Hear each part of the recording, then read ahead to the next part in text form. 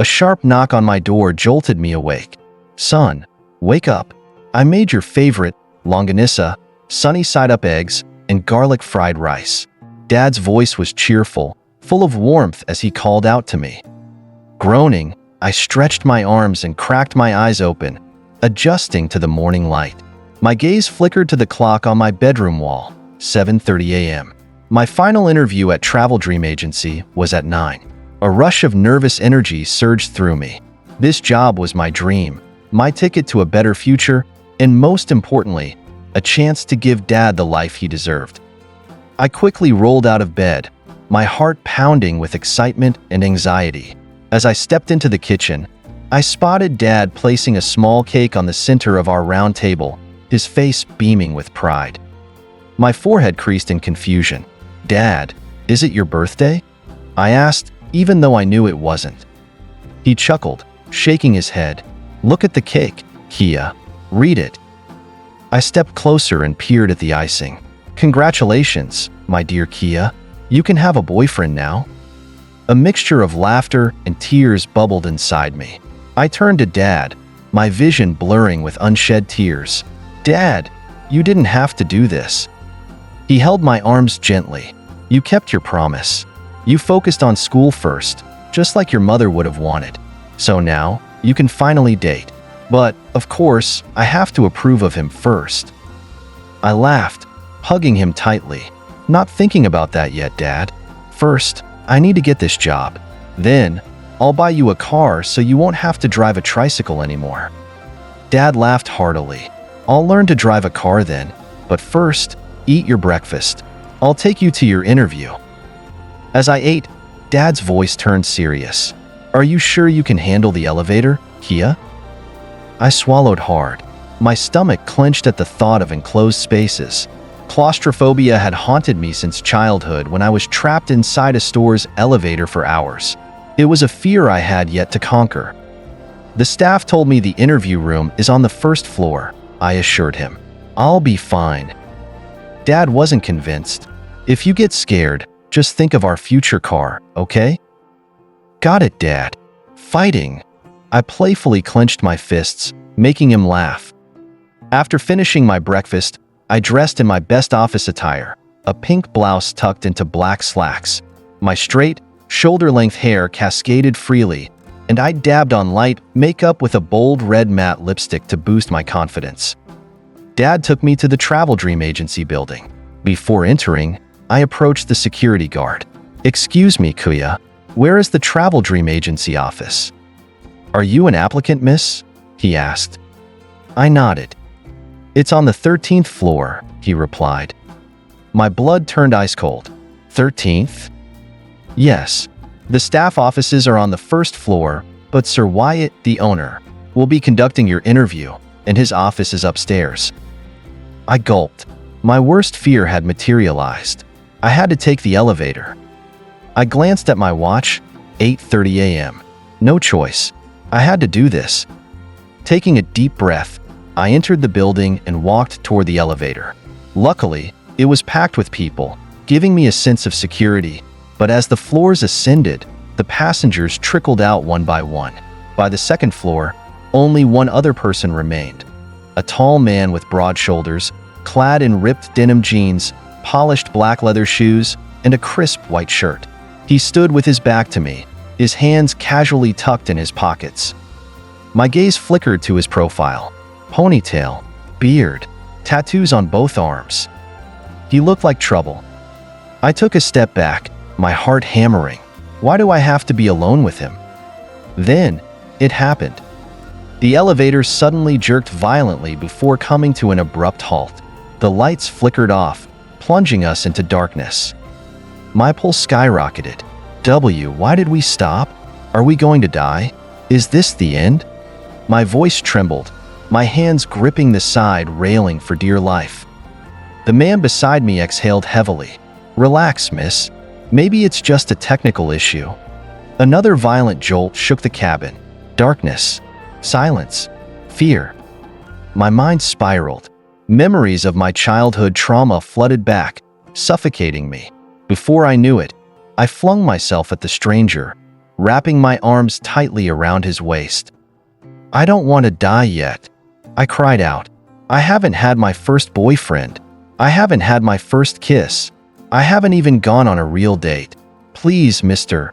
I still have so many dreams." The man stiffened, then let out an exasperated sigh. "Miss, let go of me. Maybe you're just faking this fear to set me up or something." I can't breathe.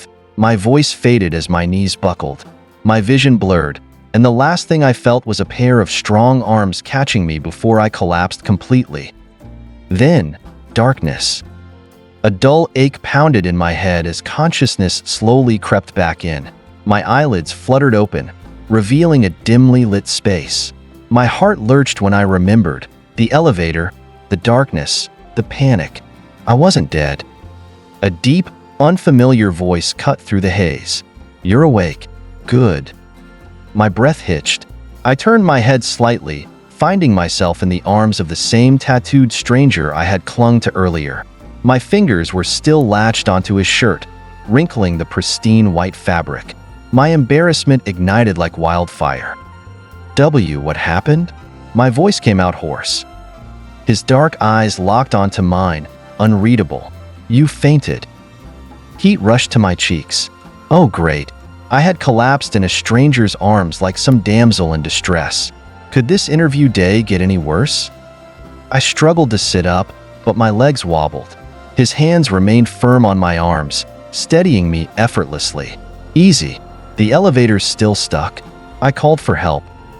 My panic threatened to resurface, but his calm, steady presence anchored me.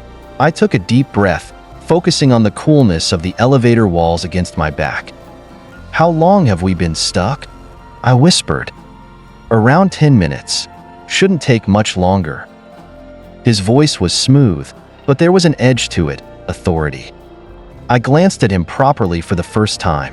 He was undeniably intimidating, tall, broad-shouldered, with chiseled features that screamed danger and mystery. But something about him wasn't just rough. It was refined, controlled. His lips quirked into a slight smirk. "Still scared?" I gulped. "Not as much as before, I think." He nodded, seemingly approving my small victory. "Good. Try breathing slowly." I did as he said, inhaling deeply. My heart gradually slowed its frantic pace. "Thank you for catching me." His expression flickered, as if surprise crossed his face for a second before it vanished.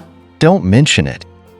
Before I could respond, a voice crackled through the emergency speaker. "Miss, sir, are you all right? The maintenance team is working on getting you out. It won't be long now." Relief flooded through me. "Yes, we're okay," I called back, my voice steadier than before. The stranger beside me simply nodded, still watching me with that unreadable gaze. As the minutes ticked by, the air between us shifted. I didn't feel as scared anymore. Instead, curiosity gnawed at me. Who was this man? "I don't think I caught your name," I blurted out. His lips curled into a smirk. I didn't give it. I frowned at his cryptic answer. "Well, I'm Kia." "Noted," he said simply. I narrowed my eyes. "And you are?" He studied me for a moment before finally replying, "Wyatt." My breath hitched. Wyatt. The name echoed in my mind like a thunderclap. The name of the man who owned Travel Dream Agency. The man who was supposed to interview me today. I just spent the last 15 minutes clinging to my future boss. Oh, my God. Panic surged through me as the realization hit. I had just spent the last 15 minutes clinging to my future boss. Wyatt, the man whose company I was desperately hoping to work for. The same man who had witnessed my complete breakdown in a stuck elevator. Fantastic. I forced an awkward laugh, trying to salvage whatever dignity I had left. You're Wyatt, as in Wyatt Kingsley, the CEO of Travel Dream Agency? He raised a brow, arms crossed over his broad chest. You've heard of me? Well, yeah. You're the one interviewing me today. I swallowed hard. If I even get the job after this. Wyatt regarded me with mild interest before letting out a low chuckle. So, you're one of the applicants. I nodded quickly. Yes, sir. Drop the sir. But I don't like unnecessary formalities. His gaze flickered to my trembling hands. You're still shaking. I clenched my fists, willing my nerves to calm. I'm fine, just really embarrassed. Wyatt tilted his head slightly, studying me. You're afraid of elevators? I let out a breathy chuckle. You noticed? Hard not to, considering you nearly passed out. I groaned, hiding my face in my hands. This is the worst first impression ever. Wyatt didn't respond immediately. When I dared to peek up at him, his lips twitched in amusement. Could be worse. I narrowed my eyes. How? You could have thrown up on me. I gasped. I would never. The elevator jolted suddenly, causing me to lose my balance. Before I could hit the floor, Wyatt caught me again, his strong hands gripping my arms. Twice. He had to save me twice now. Are you always this clumsy? He asked, voice laced with teasing. I scowled. Only when I'm stuck in an elevator with my future boss. The doors finally creaked open, and fresh air filled the cramped space. A few maintenance staff stood outside, concerned expressions on their faces. Miss, are you all right? One of them asked. I straightened up, brushing my hair behind my ears. Yes, thank you. Wyatt stepped out first, turning back to me with a smirk. You're late for your interview. My heart plummeted. Wait, are you still going to? I don't hire quitters, he said simply. Come upstairs. And just like that, he walked away, leaving me standing there, completely stunned. Did I just survive the most humiliating morning of my life, only to face an even more terrifying challenge? I took a deep breath and followed after him. I hurried after Wyatt, my heels clicking against the polished floor. My heart still pounded from the elevator incident, but I had no time to dwell on it. I was about to have my final interview with the man who had just witnessed my most humiliating moment. As we stepped into his office, I took a deep breath, trying to shake off my nervousness. The space was sleek and modern, with a massive glass window overlooking the city. Wyatt settled behind his desk, his sharp gaze making me feel even smaller than I already did. Sit, he said, gesturing toward the chair across from him. I did as told, clutching my folder like a lifeline. Professional, Kia, be professional. Why do you want to work at Travel Dream Agency? Wyatt asked, his tone unreadable. I straightened in my seat. I've always been passionate about travel and creating unforgettable experiences for people. I believe your agency is the perfect place for me to grow and contribute. He leaned back, watching me intently. You have impressive credentials, but I need to know, how do you handle pressure? I hesitated. Do I remind him that I just survived a terrifying elevator malfunction? Before I could respond, he smirked. Let me rephrase. How do you handle unexpected situations? I swallowed. I believe challenges are opportunities to grow. When faced with difficulties, I stay calm, think on my feet, and find solutions. Wyatt arched a brow. You didn't seem too calm in the elevator. My face heated. That was an exception. To my surprise, he chuckled. All right, Kia, I'll give you a chance. Welcome to Travel Dream Agency. My mouth fell open. Wait, I'm hired. Yes, but be warned, I expect excellence. No excuses. I quickly nodded, unable to believe my luck. I won't let you down, sir. I mean Wyatt. He smirked. Good. Now, get to work. As I left his office, excitement bubbled within me. I did it. I got the job. But I also knew one thing for sure. Working under Wyatt Kingsley was going to be anything but ordinary. My first day at Travel Dream Agency started smoothly, until it didn't. I arrived early, eager to make a good impression. My workspace was set up, my tasks were assigned, and I was determined to prove myself. Everything was going well.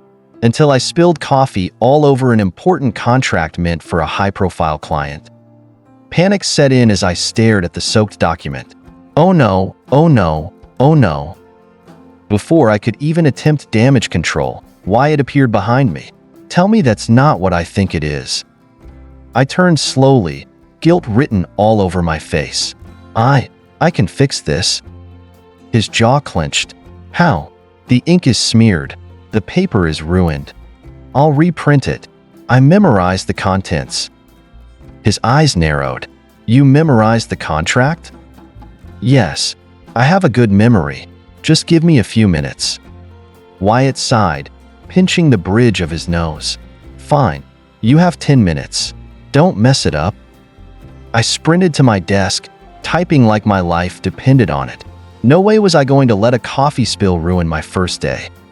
As I worked, I couldn't help but feel Wyatt's eyes on me. There was something unreadable in his gaze, something that made my heart race for reasons I refused to acknowledge. After a chaotic first day, all I wanted was to go home, collapse on my bed, and forget my embarrassment. But life had other plans. Wyatt called me to his office just as I was about to leave. You're coming with me to tonight's gala. I blinked. Excuse me?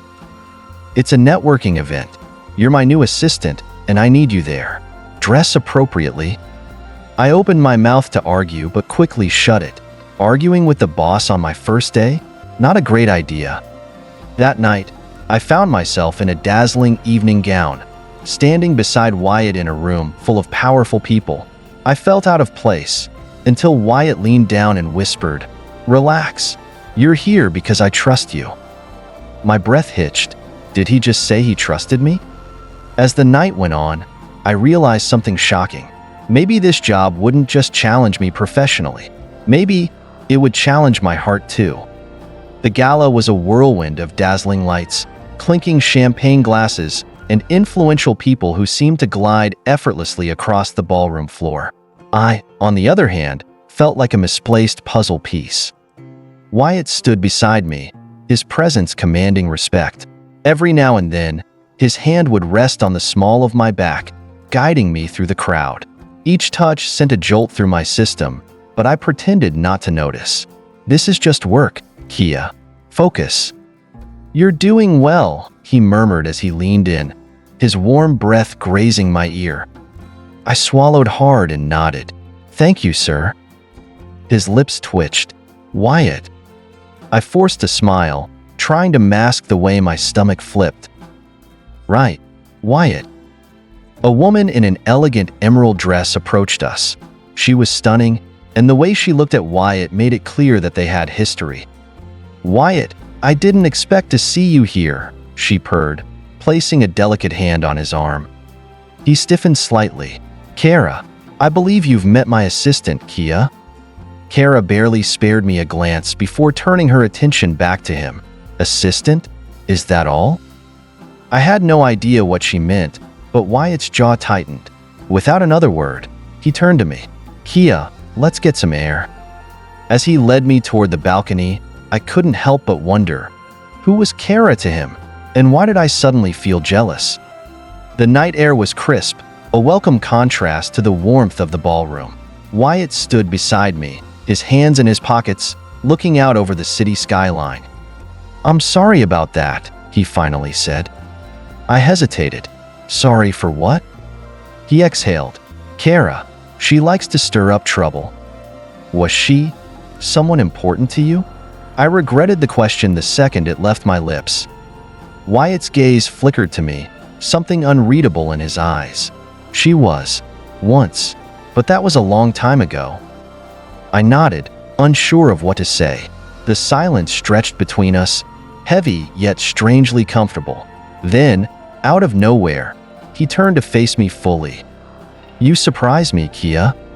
I blinked. What do you mean? His lips curled into a smirk.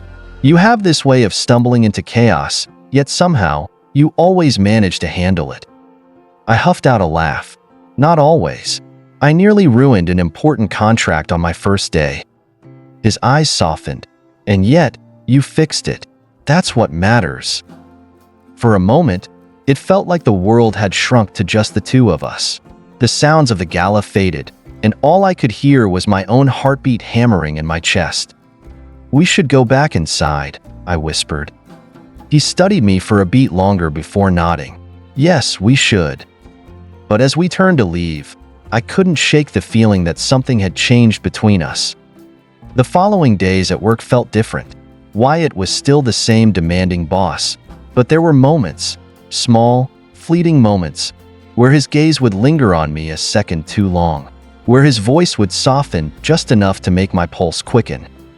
It was dangerous, it was confusing, and worst of all, I didn't know how to stop it. One afternoon, I was gathering files from the cabinet when I turned and bumped straight into him. Papers flew everywhere, and I let out a startled gasp. I'm so sorry." I bent down to pick up the documents, but Wyatt crouched down with me. Our hands brushed. I froze. So did he. For a split second, it felt like time had stopped. His eyes locked onto mine, and I felt the air shift between us. My heart pounded so loudly I was sure he could hear it. "Kia." His voice was low, almost hesitant. I swallowed. "Yes?" He seemed to war with himself before exhaling and handing me the papers. "Be more careful next time." Just like that, the moment was gone. But as he walked away, I realized something terrifying. I was falling for him, and I had no idea what to do about it. The tension in the air between Wyatt and me had been growing with each passing day. It was subtle yet undeniable, like the slow pull of a tide before a storm. I told myself over and over that it was nothing, just my imagination running wild. But deep down, I knew better. I tried to focus on my tasks, pushing away the lingering heat of his gaze whenever I caught him looking at me. But the more I avoided it, the more I felt its weight. One evening, just as I was preparing to leave, Wyatt's voice stopped me in my tracks. "Kia, a moment?" I turned slowly, clutching my bag. "Yes, sir." "Wyatt," he corrected, his expression unreadable. "Come to my office." Swallowing thickly, I followed him inside, my pulse erratic. He leaned against his desk, arms crossed, studying me with an intensity that made my breath hitch. "I've been meaning to ask." He paused, as if choosing his words carefully. "Are you happy here?" The question caught me off guard. I think so. Why do you ask?" He exhaled and ran a hand through his hair. "Because I notice things, Kia, and lately, you seem distracted." I bit my lip, willing myself to remain composed. "I'm just adjusting, that's all." He studied me for a long moment before nodding. "All right, but if anything is bothering you, I hope you know you can talk to me." I smiled tightly. "Of course. Thank you, sir. I mean Wyatt." His lips twitched at my slip-up, but he didn't correct me this time, and as I left his office, I couldn't shake the feeling that he wasn't just talking about work. The weekend arrived, and with it, an unexpected invitation. I had just settled into a quiet evening at home when my phone buzzed. "Wyatt, are you free tomorrow?" My heart leaped into my throat. Why was he asking? Was this about work? "Kia, yes. Why?" "Wyatt, meet me at the park by 10 a.m. Dress casually." I stared at my screen, my mind racing. Was this a date? No. It had to be business related. Maybe an event? But why tell me to dress casually? Despite my nerves, I found myself agreeing, and the next morning, as I stood by the park entrance, dressed in jeans and a simple blouse, I realized I had never felt this anxious before. When Wyatt arrived, he wasn't in his usual suit.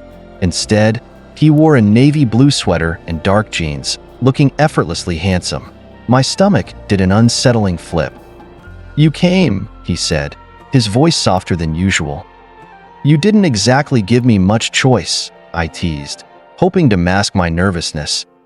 He smirked. "Fair enough. Come on." We spent the morning walking, talking about things outside of work. He told me about his childhood, his travels, his love for music, and I, in turn, shared stories of my father and my dreams of seeing the world. For the first time, he wasn't my boss. He was just Wyatt, and it terrified me how much I liked it.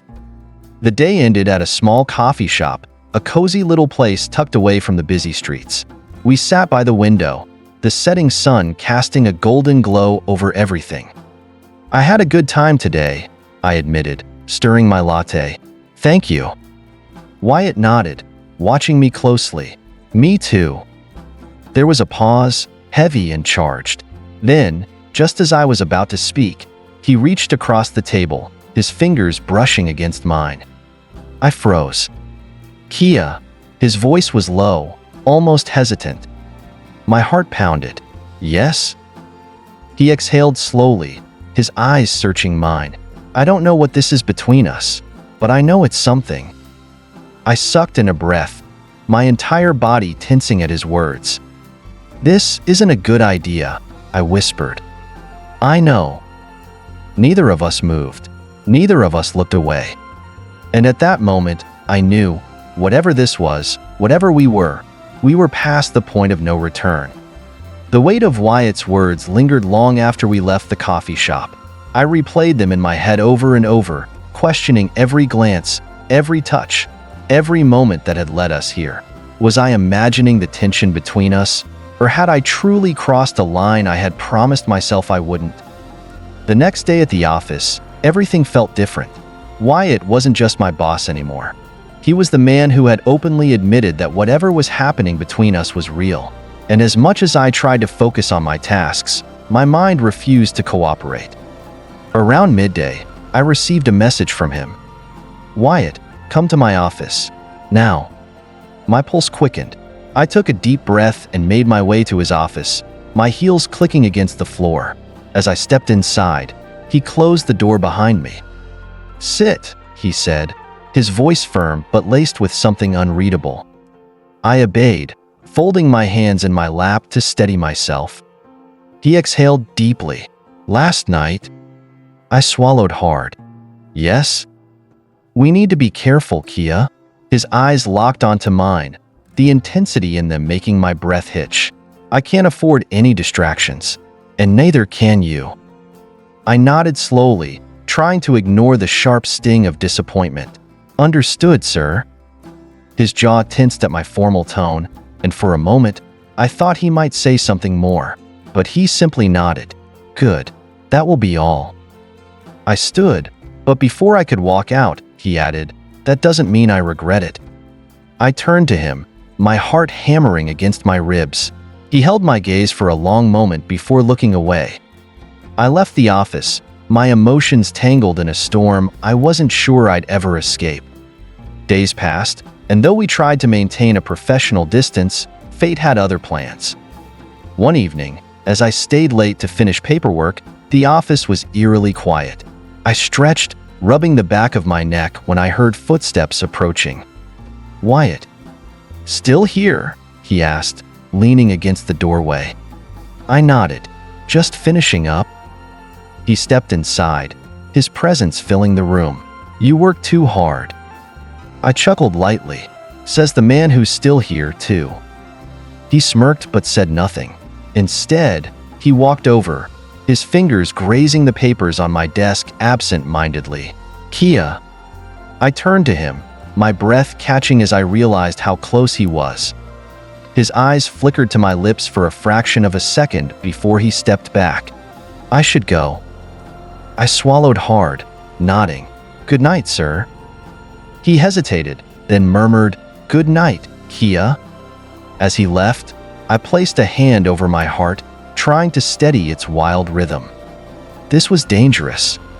The tension between us reached a boiling point at a company gala a week later.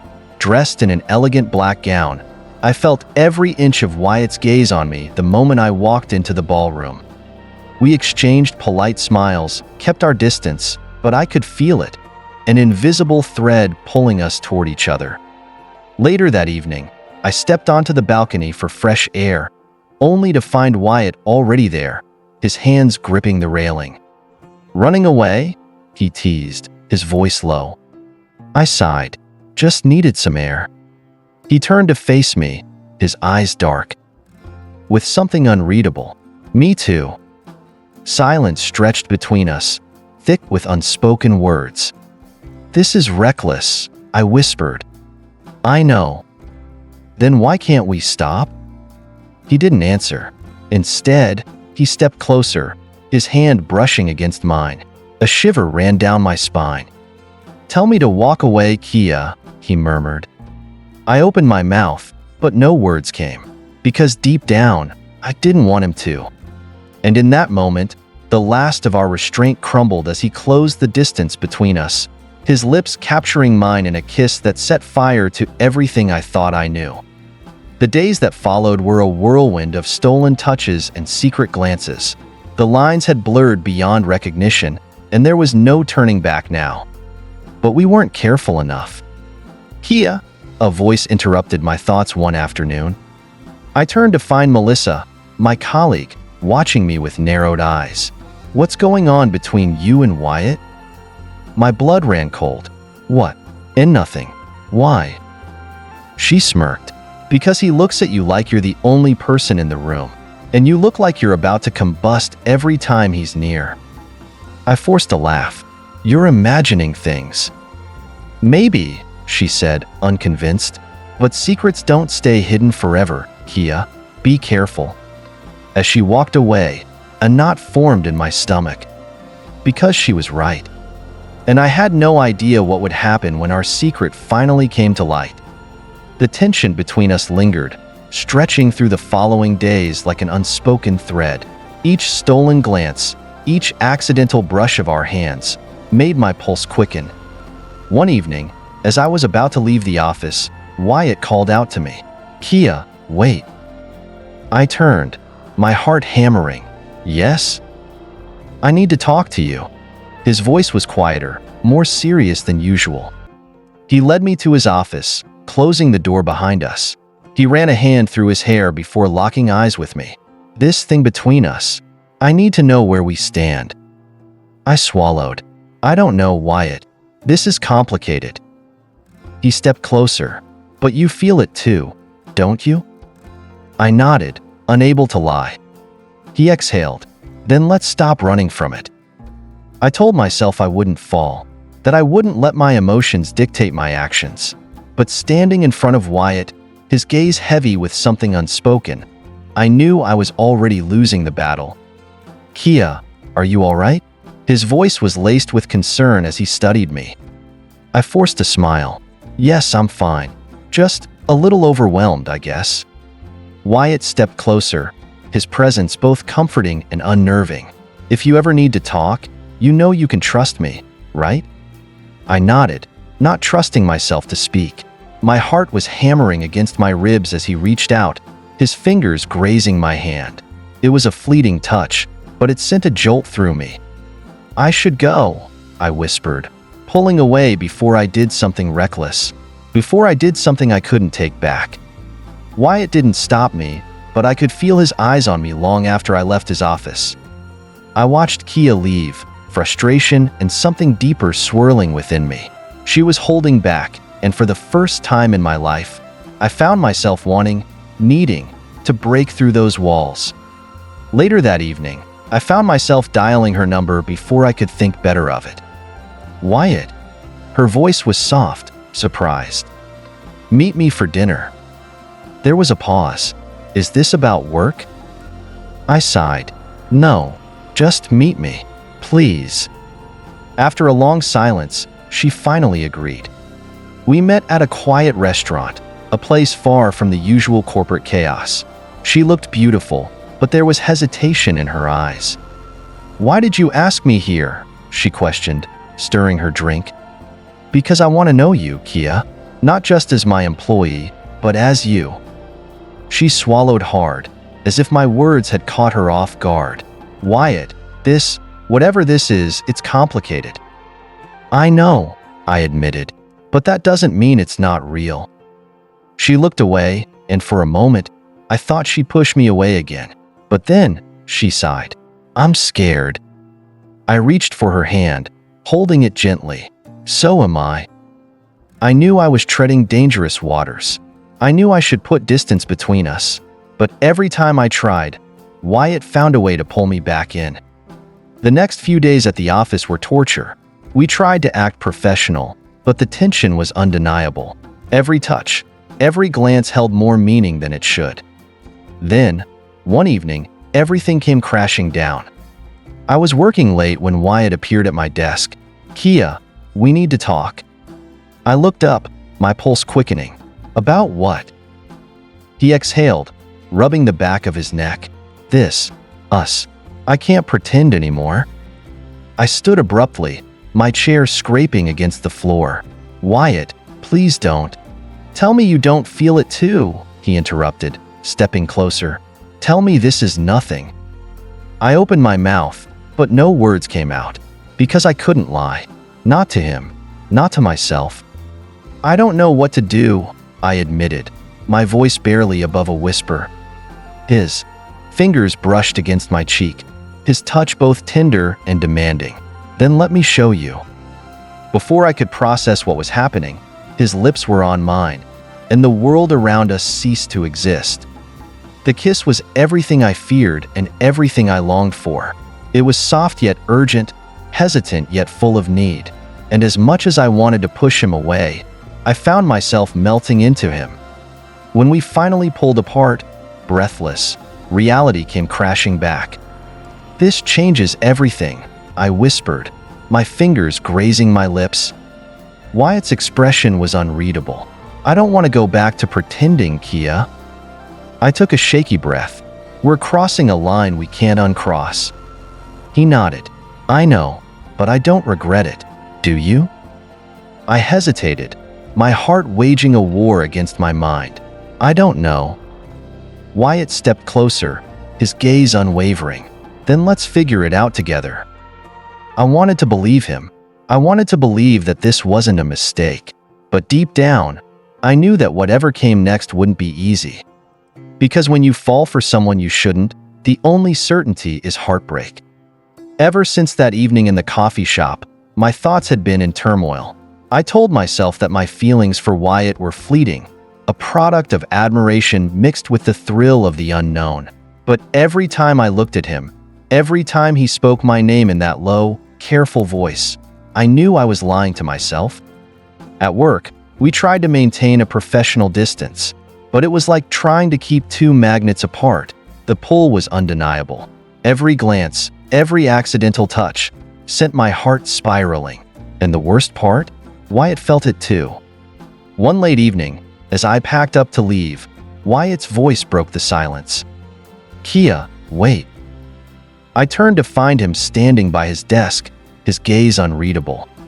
"Can we talk?" I hesitated but nodded. He walked over, closing the distance between us until I could feel the warmth radiating from his body. "I know we agreed to keep things professional," he started, his voice measured, "but I can't pretend anymore." I swallowed hard. "Wyatt." He took a step closer. "I care about you, Kia, more than I should." My breath hitched. This isn't right." "I know," he murmured, "but tell me you don't feel it too, and I'll walk away." Silence stretched between us, heavy with everything unsaid. And then, without thinking, I did the one thing I had been fighting against for so long. I reached for his hand. The moment our fingers intertwined, I knew there was no turning back.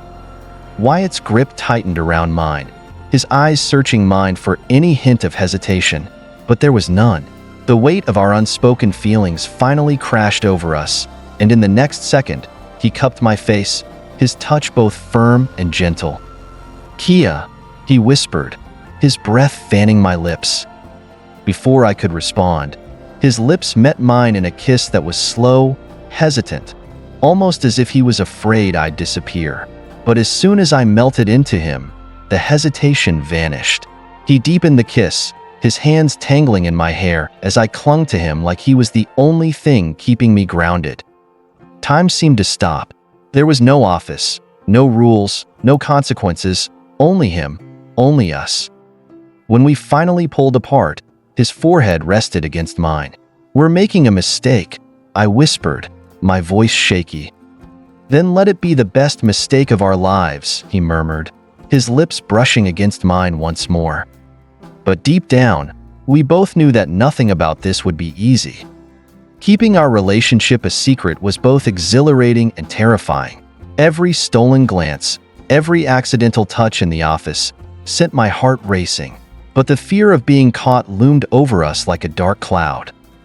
I hate pretending, Wyatt admitted one evening as we sat in his car, hidden away from prying eyes. I sighed. I know, but if people find out, I don't care what they think, Kia. I care about you. I reached for his hand, squeezing it. We have to be careful. He looked at me with so much intensity that it made my stomach flip. For now, he conceded. But one day, I want to hold your hand in public. I want to show the world that you're mine. His words sent a thrill through me, but they also filled me with dread. Because love, no matter how strong, couldn't always protect us from reality. Our bubble of secrecy didn't last forever.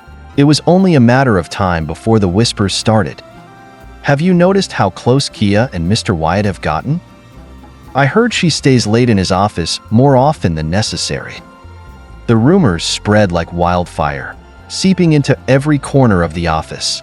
I felt the stares, the judgment, the silent accusations. My heart pounded every time I walked past a group of colleagues, certain they were whispering about me. Avoiding Wyatt became my only defense. I kept my head down, made excuses to leave early, and ignored his lingering glances. But one evening, as I packed my things, he cornered me by the doorway. Kia, talk to me. His voice was firm yet pleading, his dark eyes scanning my face. I shook my head, my throat tight with emotion. People are talking, Wyatt. I don't want this to ruin us. His jaw clenched, frustration evident. Let them talk. Their opinions don't matter. But they do, Wyatt. My voice broke. We're walking on thin ice. If this gets out, we could lose everything. He cupped my face, his touch desperate. I won't lose you over this. Tears pricked my eyes. I wanted to believe him, to throw caution to the wind and embrace the love that burned between us. But reality was relentless, and I wasn't sure we could escape it unscathed. I stood at a crossroads, my heart torn between love and logic. Wyatt had made it clear. He wanted us, no matter the cost. But was I ready to face the consequences? Was I willing to risk my career, my reputation, for something that felt like a dream? That night, as I lay in bed, staring at the ceiling, doubts consumed me. I imagined a future where we were free to love each other without fear. But the path to that future was uncertain, filled with obstacles neither of us could predict. By morning, I knew I couldn't let fear dictate my heart. When I arrived at the office, Wyatt was already waiting by my desk. His eyes searched mine, hopeful, hesitant. I made my decision, I whispered, my pulse racing. His breath caught, and I took a step closer, letting my fingers brush against his. I choose us. His relief was palpable as he pulled me into a tight embrace. Then we'll face whatever comes, together. And just like that, my fate was sealed. Choosing love was easy. Facing the consequences? That was another battle entirely.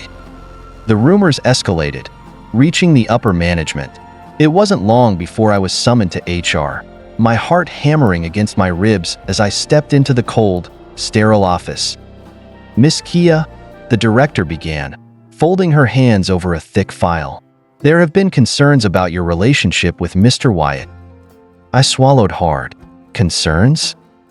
She nodded. Office relationships, especially those involving superiors and subordinates, raise ethical and professional concerns. We need to assess whether any policies have been violated. Fear coiled in my stomach.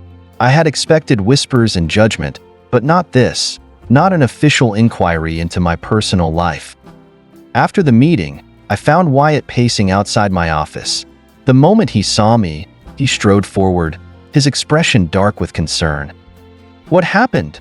he asked, his hands gripping my arms. I exhaled shakily. "They're investigating us." His jaw tightened. They can't control who we love.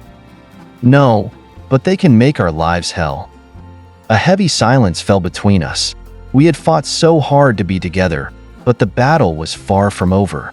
Love was a beautiful war, and we were only just stepping onto the battlefield. Thank you for watching. Hope you enjoyed the story. Please don't forget to like, comment, share, and subscribe for more delightful stories.